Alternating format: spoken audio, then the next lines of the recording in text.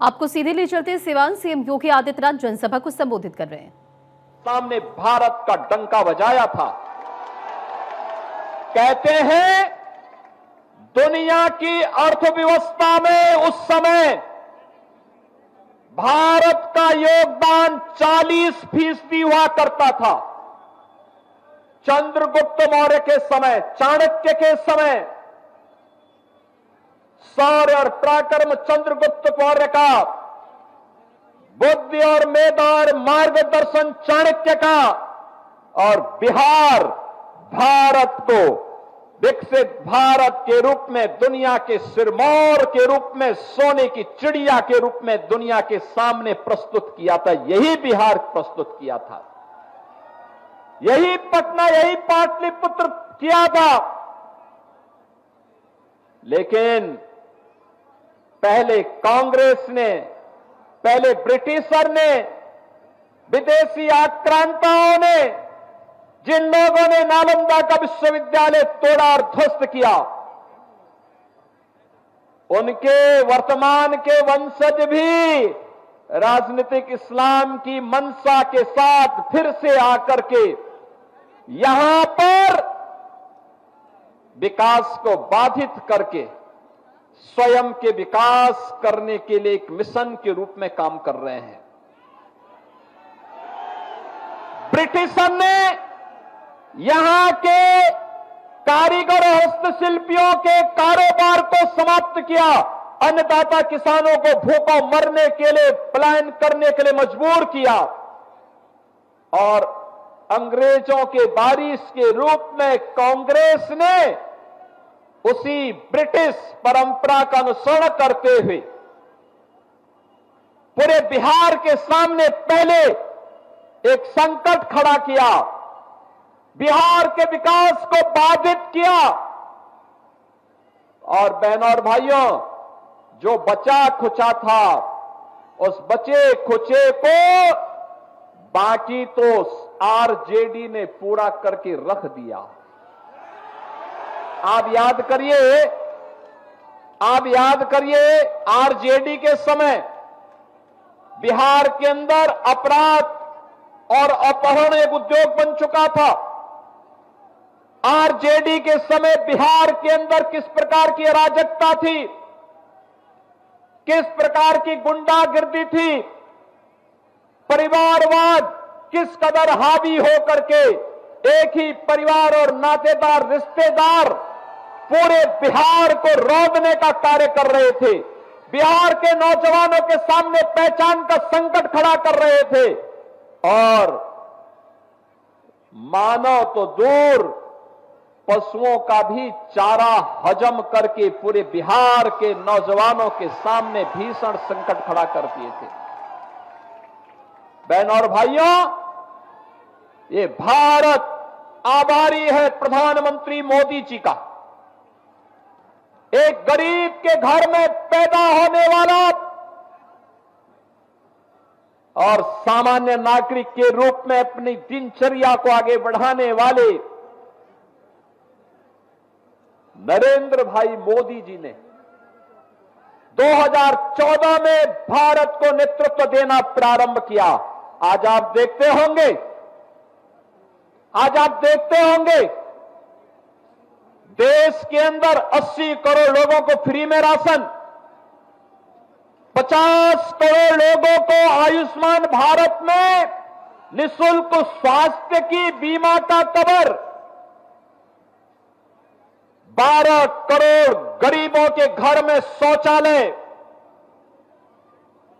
45 करोड़ गरीबों के बैंक में खाता खुलवा करके, चाहे वह जीविका बहनें हो, वृद्धावस्था पेंशन हो, निराश्रित महिला पेंशन हो, दिव्यांग जन की पेंशन हो, या अनुसूचित जाति, जनजाति और पिछड़ी जाति के बच्चों की स्कॉलरशिप, ये सीधे एक क्लिक करके सीधे उनके अकाउंट में डलवाने का काम अगर किसी ने किया है, एनडीए की, बीजेपी और जदयू की इस सरकार ने प्रधानमंत्री मोदी जी के नेतृत्व में, उनके मार्गदर्शन में, नीतीश बाबू के नेतृत्व में काम बिहार के अंदर हो रहा है। बहनों और भाइयों, 4 करोड़ गरीबों के मकान बन गए और मोदी जी ने तो कहा है हर गरीब के सिर को ढकने के लिए छत देंगे। यह काम कांग्रेस ने क्यों नहीं किया?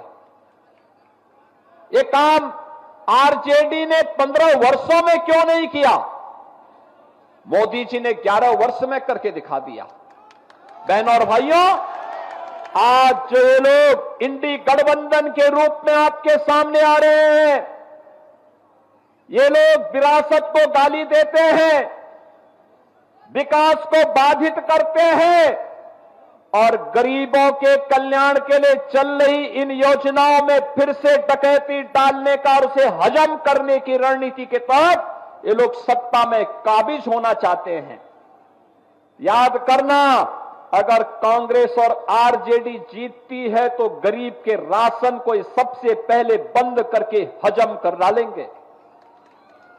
नौजवानों की नौकरी के इस नाम पर ये लोग नौकरी तो नहीं देंगे, नौकरी के नाम पर आपकी जमीन को भी हजम कर डालेंगे। ये लोग विकास तो नहीं कराएंगे, लेकिन विकास के नाम पर माफिया राज को फिर से ला करके नग्न तांडव करवाने का कार्य सीवान के अंदर और बिहार के अंदर फिर से करने का कार्य करेंगे। या उत्तर प्रदेश के अंदर और पेशेवर अपराधी और माफिया समाजवादी पार्टी का शागिर्द है, ऐसे ही बिहार के अंदर भी हर पेशेवर माफिया और अपराधी आरजेडी और कांग्रेस का शागिर्द है।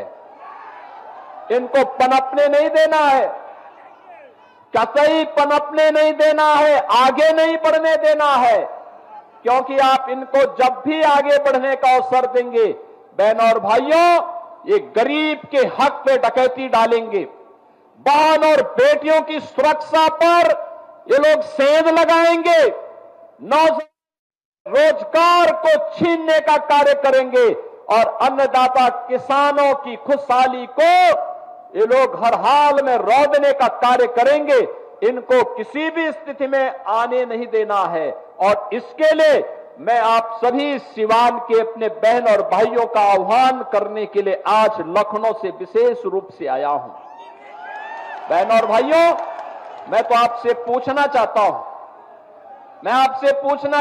ये कांग्रेस के लोग, ये कांग्रेस और आरजेडी के लोग, ये वही लोग हैं जिन्होंने भगवान राम की रथ यात्रा को रोकने का काम किया था। ये वही लोग हैं जिन्हें भगवान राम और भगवान कृष्ण की विरासत पर गौरव की अनुभूति नहीं होती, जिन्हें बुद्ध की परंपरा पर गौरव की अनुभूति नहीं होती, जो लोग डॉक्टर राजेंद्र प्रसाद जी का, जिन लोगों ने डॉक्टर राजेंद्र प्रसाद जी का, लौह पुरुष सरदार वल्लभ भाई पटेल जी का, बाबा साहब डॉक्टर भीमराव अंबेडकर जी का, लोकनायक जयप्रकाश नारायण जी का और कर्पूरी ठाकुर जी का जिन लोगों ने अपमान किया हो, वे कांग्रेस के लोग। आज आवश्यकता पड़ती है कैसे इन लोगों ने बिहार के ही पुत्र से सीताराम केसरी को अपमानित किया था। यही तो कांग्रेस है। कैसे जेपी के सपनों को आरजेडी ने दूषित करने का काम किया था, ये कि बीजेपी की सरकार करवा रही है। बहनों और भाइयों,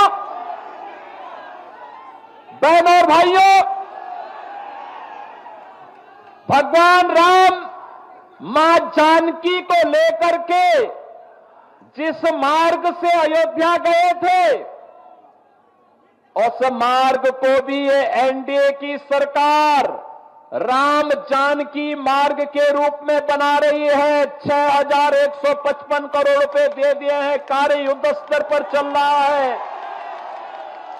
अब बिहार अपनी पहचान के लिए मोहताज नहीं है।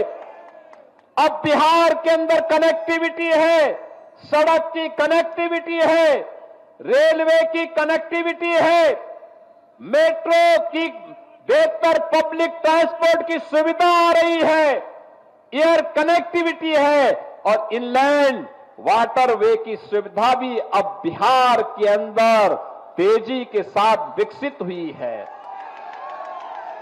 अब बिहार के अंदर स्कूल बन रहे हैं, कॉलेजेस बन रहे हैं, इंजीनियरिंग कॉलेजेस बन रहे हैं, मेडिकल कॉलेजेस बन रहे हैं।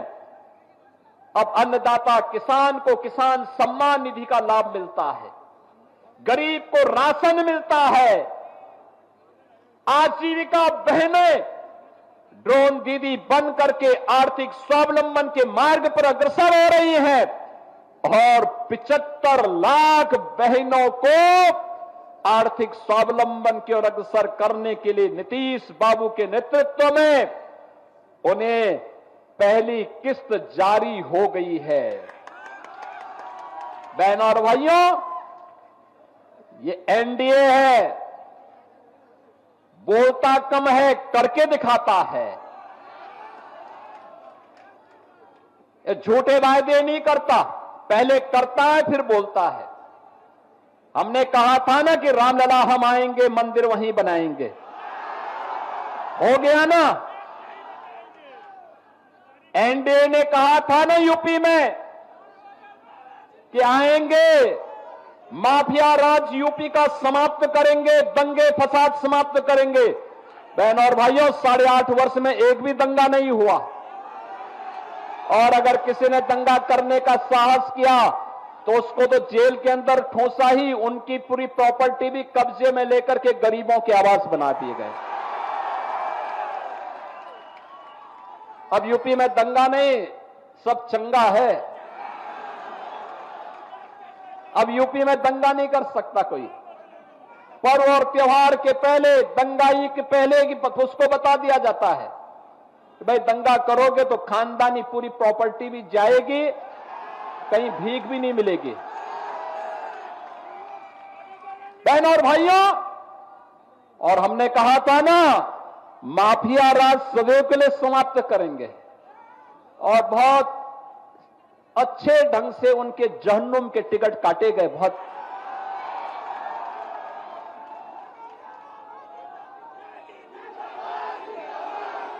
बिहार उस दिशा में आगे बढ़ रहा है। बहनों और भाइयों, एनडीए की सरकार जो बोलती है वो करके दिखाती है। हर प्रकार की सुविधा हर गरीब के लिए, हर गांव के लिए, हर किसान के लिए, हर नौजवान के लिए, हर बहन और बेटी के लिए, और इसके लिए प्रधानमंत्री मोदी जी के नेतृत्व में 11 से बिहार के लिए एनडीए के प्रत्याशियों को जिताना पड़ेगा। एनडीए के प्रत्याशी बीजेपी के हो, जेडीयू के हो, लोक जनशक्ति पार्टी के हो या फिर हम के हो, इन सभी में जिस भी पार्टी से दिया गया जो अधिकृत प्रत्याशी है उसे एनडीए के द्वारा, उस पार्टी के द्वारा जो घोषित चुनाव चिन्ह है उसके अनुरूप हम विजयी बना करके भेजेंगे तो विकसित बिहार की परिकल्पना और विकसित बिहार से फिर से भारत के स्वर्ण युग की ओर, राम राज्य की अवधारणा को साकार करने को हमें आगे बढ़ना है। इस विश्वास के साथ आप सभी के प्रति हृदय से आभार व्यक्त करते हुए, इतनी भारी बारिश के बाद आपका जो उत्साह अभिनंदनीय है, आपको मैं हृदय से धन्यवाद देते हुए वाणी को देता हूं विराम। मेरे साथ बोलेंगे जय श्री राम। जय श्री राम, जय श्री राम।